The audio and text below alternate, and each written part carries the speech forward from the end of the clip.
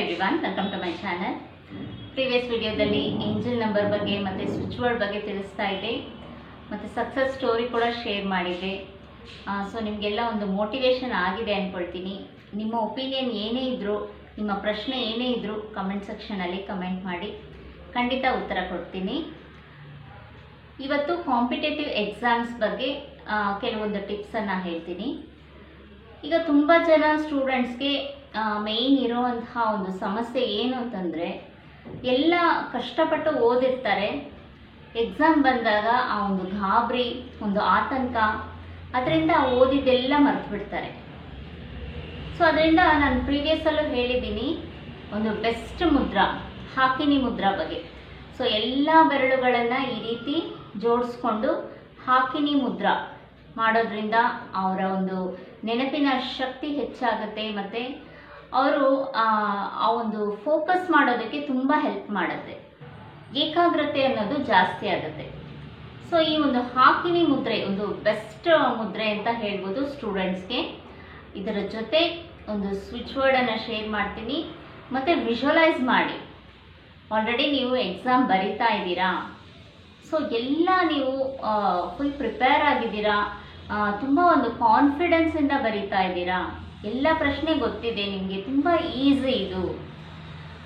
So ಇದೆಲ್ಲ ತುಂಬ simple ಆದಂತಹ ಒಂದು ಪ್ರಶ್ನೆಗಳು ಅಂತ ನಿಮ್ಮ ಮನಸ್ಸಲ್ಲಿ ಕೂತ್ಕೋಬೇಕು, ಆಳವಾಗಿ ನಿಮ್ಮ ಮೈಂಡನ್ನು ನೀವು ಒಪ್ಪಿಸ್ಬೇಕು. ಆ ರೀತಿ ವಿಜುವಲೈಸ್ ಮಾಡಿ. ಆ ವಿಜುವಲೈಸ್ ಮಾಡುವಾಗ ನಿಮ್ಮ ಮುಖದಲ್ಲಿ ಒಂದು ಕಾನ್ಫಿಡೆನ್ಸ್ ಇರಬೇಕು. ಕಾನ್ಫಿಡೆಂಟಾಗಿ ಬರಿತಾ ಇದ್ದೀರಾ, ನಿಮ್ಮನ್ನು ನೀವೇ ನೋಡ್ತಾ ಇದ್ದೀರಾ ಅನ್ನೋ ಹಾಗೆ ವಿಜುವಲೈಸ್ ಮಾಡಿ. ಅಂದರೆ ಆ ಒಂದು ಭಯ, ಆತಂಕ ಅದನ್ನು ಹೈಲೈಟ್ ಮಾಡಬೇಡಿ. ಕಾನ್ಫಿಡೆನ್ಸ್ ಆಗಿ ಒಂದು ನಗು ಮುಖದಿಂದ, ಒಂದು ತುಂಬ ಒಂದು ಆತ್ಮವಿಶ್ವಾಸದಿಂದ ಆ ಒಂದು ಎಕ್ಸಾಮನ್ನು ಬರಿತಾ ಇದ್ದೀರಾ, ತುಂಬ ಖುಷಿಯಿಂದ ಫೇಸ್ ಮಾಡ್ತಾ ಇದ್ದೀರಾ, ಆ ಒಂದು ವಿಜುವಲೈಸೇಷನನ್ನು ಸ್ಟ್ರಾಂಗ್ ಮಾಡಿ. ಡೈಲಿ ಮಲಗೋಕ್ಕೆ ಮುಂಚೆ ಒಂದು 10 ನಿಮಿಷ ಮುಂಚಿತವಾಗಿ ಈ ಒಂದು ಅಭ್ಯಾಸವನ್ನು ಮಾಡ್ಕೊಳ್ಳಿ. ಆ ವಿಜುವಲೈಸ್ ಮಾಡ್ತಾ ಮಾಡ್ತಾ ಹಾಗೇ ನಿದ್ದೆ ಬಂದ್ಬಿಡುತ್ತೆ. ಸೊ ಅದು ನಿಮ್ಮ ಸಬ್ಕಾನ್ಷಿಯಸ್ಸಲ್ಲಿ ಸ್ಟ್ರಾಂಗ್ ಆಗಿ ಕೂತ್ಕೊಳ್ಳುತ್ತೆ. ಸೊ ಆಗ ಆ ಒಂದು ಭಯ, ಆತಂಕ ಅನ್ನೋದು ಕಡಿಮೆ ಆಗ್ತಾ ಬರುತ್ತೆ, ಆ ಕಾನ್ಫಿಡೆನ್ಸ್ ಲೆವೆಲ್ ಅನ್ನೋದು ಜಾಸ್ತಿ ಆಗ್ತಾ ಬರುತ್ತೆ. ಹಾಕಿನಿ ಮುದ್ರೆ ಜೊತೆಗೆ ಈ ಒಂದು ವಿಜುವಲೈಸೇಷನ್ ಮತ್ತು ಅದರ ಜೊತೆಗೆ ಸ್ವಿಚ್ ವರ್ಡನ್ನು ಕೂಡ ಚಾಂಟಿಂಗ್ ಮಾಡ್ತಾ ಇದ್ದರೆ ಸೊ ಒಂದು ಬೆಸ್ಟ್ ರಿಸಲ್ಟ್ ಕೊಡುತ್ತೆ. ಮೇಯ್ನ್ ನಿಮ್ಮ ಕಾನ್ಫಿಡೆನ್ಸ್ ಲೆವೆಲ್ ಹೆಚ್ಚಾಗಬೇಕು ಅಂತಂದರೆ ಬ್ರೀತಿಂಗ್ ಎಕ್ಸಸೈಸ್ ಜಾಸ್ತಿ ಮಾಡಿ. ದೀರ್ಘವಾಗಿ ಉಸಿರನ್ನು ಎಳ್ಕೊಂಡು ರಿಲ್ಯಾಕ್ಸೇಷನ್ ಮಾಡೋದು. ಒಂದು 10 ಸಲ ಈ ಒಂದು ಉಸಿರಾಟದ ಒಂದು ಪ್ರಾಕ್ಟೀಸನ್ನು ಮಾಡಿಬಿಟ್ಟು ಸ್ವಿಚ್ ವರ್ಡನ್ನು ಚಾಂಟಿಂಗ್ ಮಾಡಿ. ನೋಟ್ ಮಾಡ್ಕೊಳ್ಳಿ.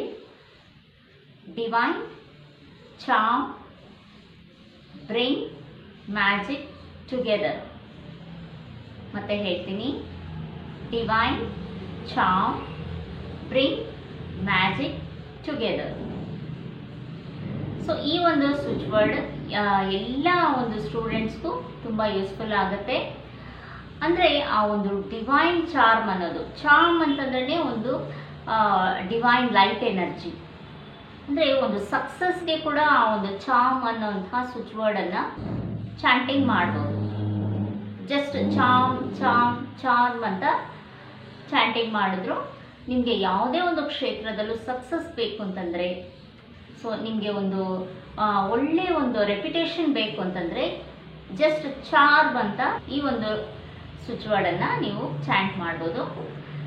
ಮತ್ತು ಈ ಒಂದು ಸ್ಟೂಡೆಂಟ್ಸ್ಗೆ ಏನು ಹೇಳಿದ್ದೀನಿ ಸೊ ಅದೇ ಆರ್ಡರಲ್ಲಿ ನೀವು ಫಾಲೋ ಮಾಡಬೇಕಾಗತ್ತೆ. ನೋಟ್ ಮಾಡ್ಕೊಳ್ಳಿ. ಕಾನ್ಫಿಡೆನ್ಸ್ ಆಗಿ ಇರೋದನ್ನು ಪ್ರಾಕ್ಟೀಸ್ ಮಾಡಿ. ಆ ಒಂದು ಬಾಡಿ ಲ್ಯಾಂಗ್ವೇಜಲ್ಲಿ ನಿಮಗೆ ಬರಬೇಕು, ಅದು ನ್ಯಾಚುರಲ್ ಆಗಿ ಬರಬೇಕು. ನಿಮ್ಮ ಬಾಡಿ ಲ್ಯಾಂಗ್ವೇಜಲ್ಲೇ ಆ ಒಂದು ಕಾನ್ಫಿಡೆನ್ಸ್ ಅನ್ನೋದು ಇರಬೇಕು.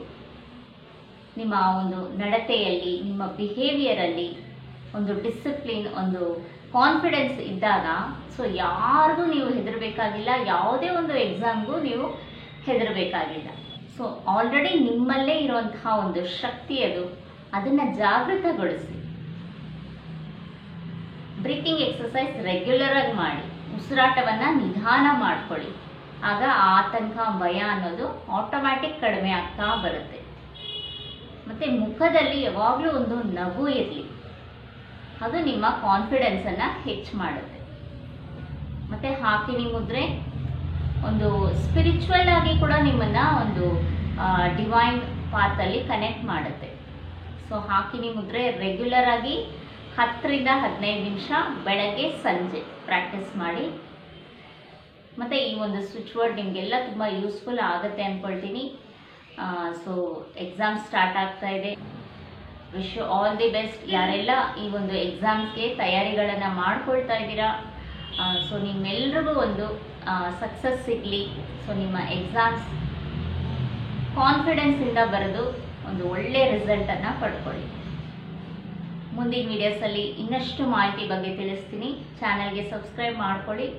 ನಿಮ್ಮ ಒಪಿನಿಯನ್, ನಿಮ್ಮ ಪ್ರಶ್ನೆ ಏನೇ ಇದ್ದರೂ ಕಮೆಂಟ್ ಸೆಕ್ಷನಲ್ಲಿ ಕಮೆಂಟ್ ಮಾಡಿ. Thank you.